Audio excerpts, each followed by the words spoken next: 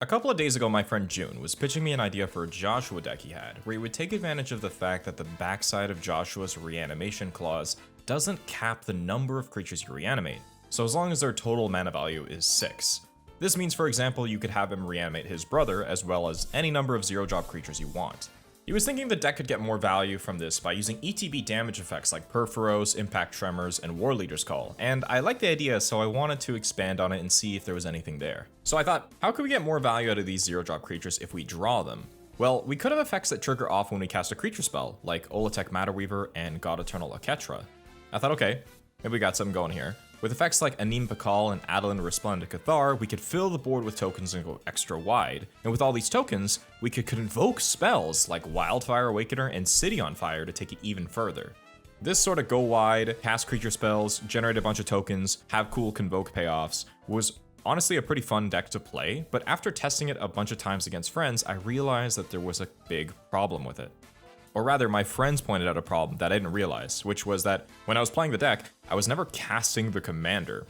You see, with this aggro shell where I'm generating creature tokens, I'm tapping out to convoke spells, I'm trying to go super wide and attack as much as possible, it never really felt right to pay 3 mana to cast Joshua to discard 2 cards, draw 2 cards. Ultimately, Joshua is kind of a mid-range card, so the commander should have just been Anim Pakal for this cool tokens go wide strategy, and Joshua was in the command zone for pretty much no reason. So that's a cool Anim Pakal deck on the side now, but I really wanted to make a Joshua deck.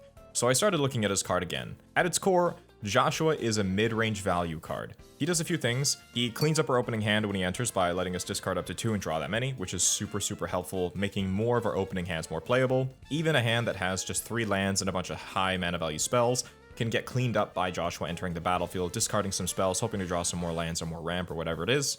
And then later when we flip him over, he sort of lightning helixes everyone a few times, gains us a bunch of life, and then reanimates some creatures. So I really wanted to make the deck synergize really well with what he's already doing. This sort of Phoenix theme, attacking, gaining life, coming back from the graveyard, overall kind of grindy value engine deck. At the time, I was also in the process of building a Lotho Corrupt Sheriff Politics deck. And since a lot of the creatures in that deck have low power or power 2 or less, I'm able to play a lot of spells that wipe the board based on creatures' power. This is really important in creature decks where you can somehow leverage your board wipes to be somewhat one-sided, or sometimes entirely one-sided depending on what you're up against. Because in general, being the player that has to tap out to cast a board wipe generally sucks. If you're playing a creature deck and you are the player that has to tap out to play a board wipe because you have to deal with someone else's threatening board, the player next to you is going to be the one that's going to get to commit to the newly wiped board first. Generally speaking, the best position to be in is the guy that goes after the person who taps out for the board wipe, as you get to be the first person on board. So if you're able to make your board wipes generally one-sided, where you get to keep some value after playing the board wipe, obviously it's a much better deal. And in creature-heavy decks, finding ways to make your board wipes closer to one-sided is a really good strategy. So keeping the power of these creatures low is really going to help us work for that, as this power, toughness, scaling board wipes is one of the few ways we can do that in Magic. Okay, so we're talking power 2 or less, so we're going to get Arabella in here. Delny, Saradoc is a really cool one, Lord of the Rings card. Whenever a non-token creature with mana value 2 or less enters, we make a halfling, and we can tap 2 halflings to give them +2/+0 and lifelink until end of turn. The lifelink of which is going to be super relevant for another theme later.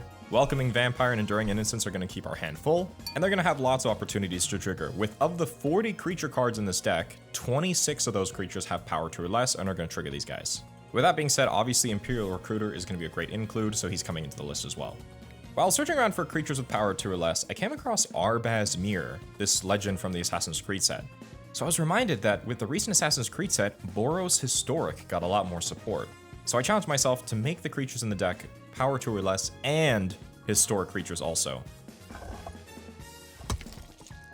Okay, so now we got a second theme coming along, historic cards. So obviously Arbaz Mir, great, draining the opponent. Sarah Jane Smith is a fun one. Every time we play our first historic spell, we're going to make a clue token. That's awesome. Glow-in Dwarf Emissary is going to make us a treasure token, and then goad creatures when we sack the treasure. Nice little politics card. Suitor Fiery Jotun is going to lightning bolt something every time we cast a historic spell. Really good threat to have in play.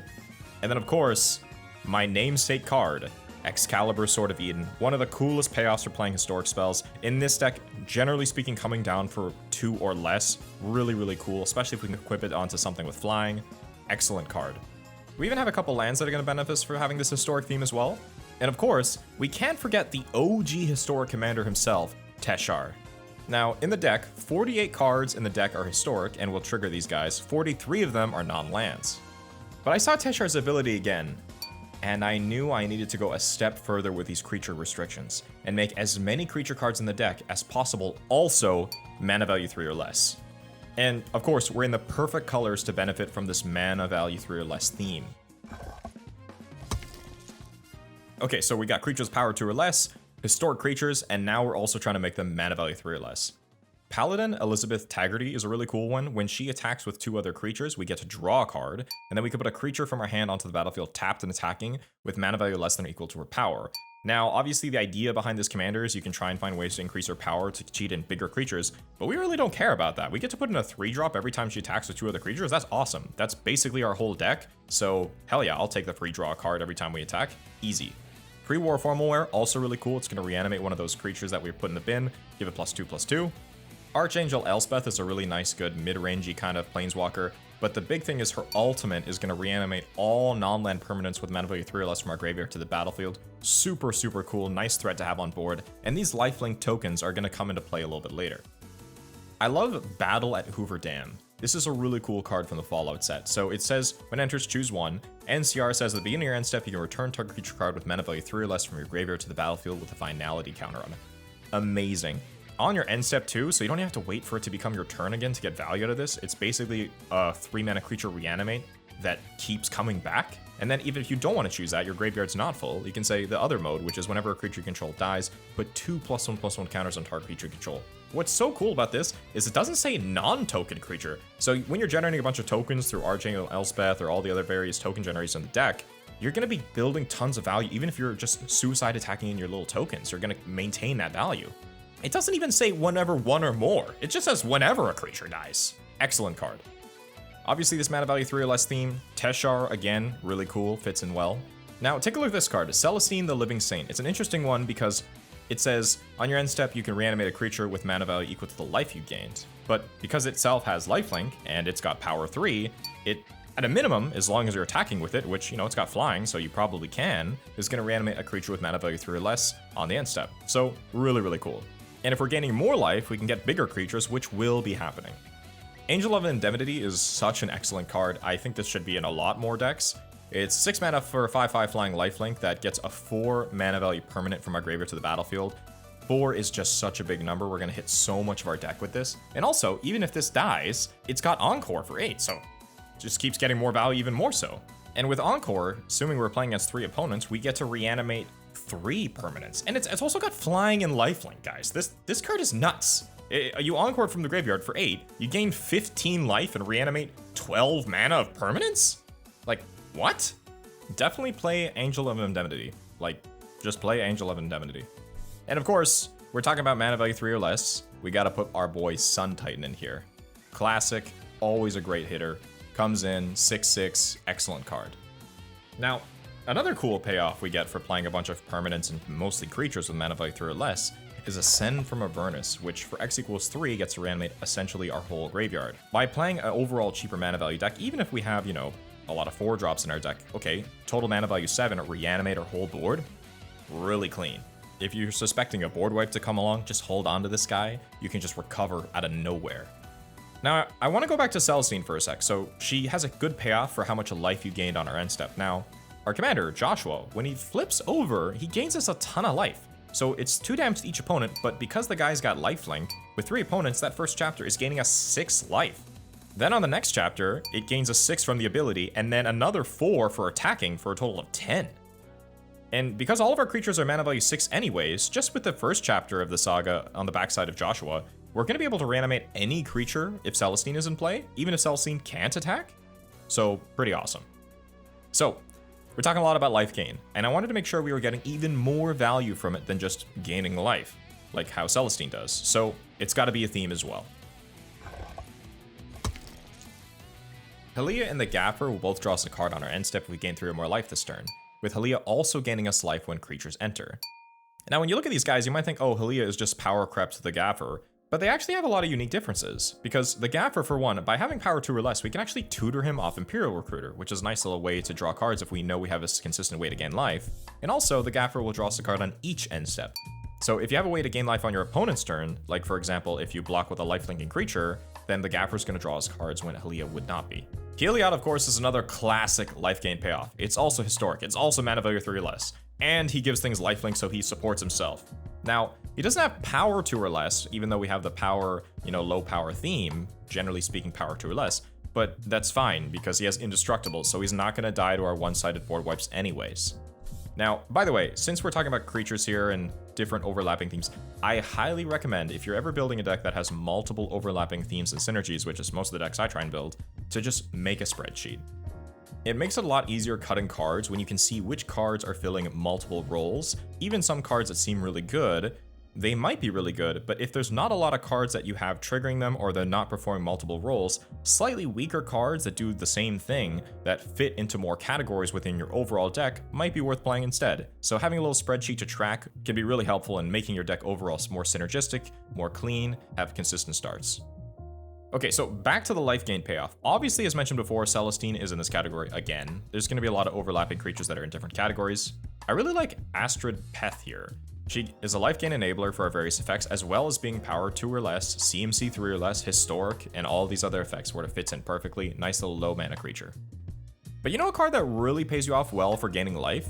Aerith Gainsborough. The main thing is that she needs legendary creatures to split her counters onto, but since we're already doing the historic theme, it's not hard to also include a lot of legendary synergy. So even though it might seem like half of a theme, legendary synergy is also on the list. So of course we got Aerith in here. She's great with our life gain theme. Flowering of the White Tree is also excellent. It's going to give our creatures a pump, and it's also giving our creatures ward. And because it's a legendary enchantment, it's also a historic permanent. Mary Esquire of Rohan is such an excellent card to get down early. It's going to start drawing us some cards. And Sino is pretty cool too, as he's going to be gaining us some life to a life gain synergy, scrying 2, more or less every other turn. It's easy to attack for all of our attack triggers. Nice low power creature. Gimli of the Glittering Caves is probably one of the weaker cards in the deck, but I find him incredibly charming. Every time a legendary creature enters, he's going to get a counter, and when he does combat damage, he makes a treasure token. But because he has native double strike, if they don't block, it's 2 treasure tokens, so he is kind of a decent ramp card. But, if you want the deck to be stronger, you can swap him out for like an Achroma's Will or some other nutso card. Okay, but the real kicker is this card, the Nat part of Laden. This card is absolutely nuts. It draws us a card whenever we cast a legendary spell, as well as later becoming removal, and then also becoming an indestructible threat that makes our other threats indestructible. Absolutely bonkers card. We even have some lands, like once again, with a historic theme, but that care about legends as well, like the channel lands. Eowyn Fearless Knight is such an awesome card. Like, I thought about making a commander for her for a while, but she also just works so well in the 99, especially in this deck. But when she comes down, with haste, she exiles a creature and gives all of our legendary creatures protection from each of that creature's colors until end of turn, making the team essentially unblockable for a big alpha strike. And it's removal, and it's got haste. Okay, speaking of protection, in a creature-based deck, protection is really important. We've got Skrelv in here, which will help give our creatures hexproof from a certain color, as well as not be blocked by that color. We can also sacrifice Selfless Spirit and Boromir here to give our board indestructible to keep us in good shape.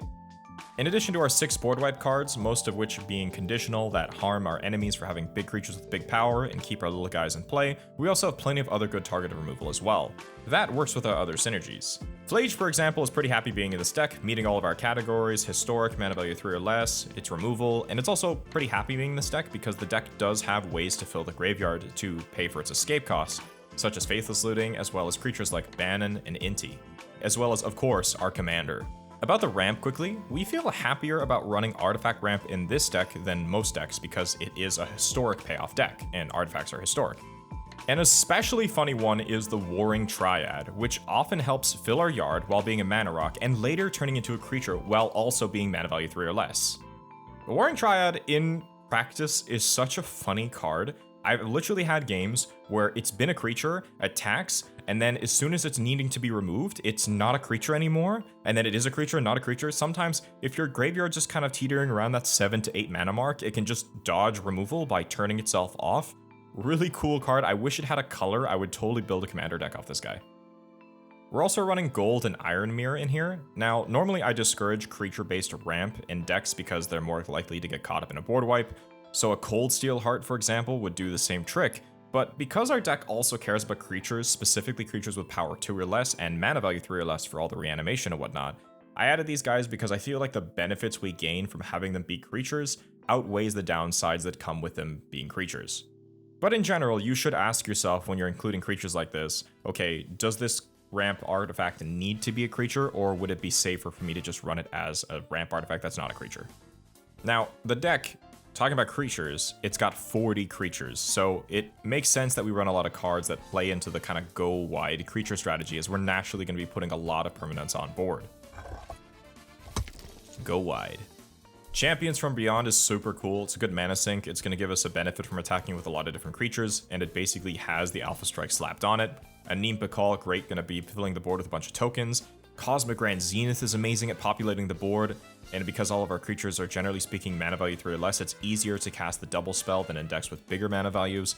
Holotech Matter Weaver is super amazing as well, with 40 cards that are going to trigger it to make those tokens. They all contribute super well to flooding our board. Now we got 37 lands in here with an average mana curve of 3 with 9 ramp cards, which is going to get us casting our spells on time. So, we can populate the board with our low-powered creatures that pay us off by having them draw more cards and create more tokens. They dodge our one-sided removal, and then our cards are mostly historic, so we get value from casting our historic cards, and then our cards also gain value from recycling mana value 3 or less cards from our graveyard thanks to Joshua helping filling our yard, and all of our different effects that are going to reanimate things from our yard. We also get tons of value out of all the life gain that we get from Joshua and our creatures, which is going to draw us more cards, put counters on cards, and reanimate more of our other creatures again. We're also getting value from all of our creatures being mostly legendary creatures, drawing us even more cards, gaining us even more life, and building our board with even cooler different pump effects. I feel like this deck really encapsulates the idea of Joshua, and specifically the idea of the Phoenix. There's so much recursion here, so much cool legendary synergy, and in the playtesting, it's super fun to play. The deck never really feels like it runs out of things to do, and because of all the overlapping synergy, it feels like this deck builds a draw engine or a value engine just by accident all the time. As if we're not getting to draw cards from the life gain, we're getting the value from casting the historic permanents, or we're getting the value from casting the creature spells with mana value 2 or less. It's pretty hard to top deck the wrong card if you have even just a couple creatures in play, so overall, it functions really well. Anyways, I hope you enjoyed this deck. Please take a second to subscribe, give this video a like, and of course, check out our Discord if you want to play against me and June and share cool deck ideas or other fun stuff, and I'll catch you in the next one.